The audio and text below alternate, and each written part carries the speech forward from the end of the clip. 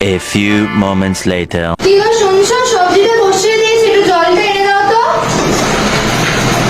কি গো শুনতে পেলে? তোর বাবা হচ্ছে এখনো বসে বসে তুমি গেম খেলে যাচ্ছ, আমি তখন জল করে চিল্লে যাচ্ছি।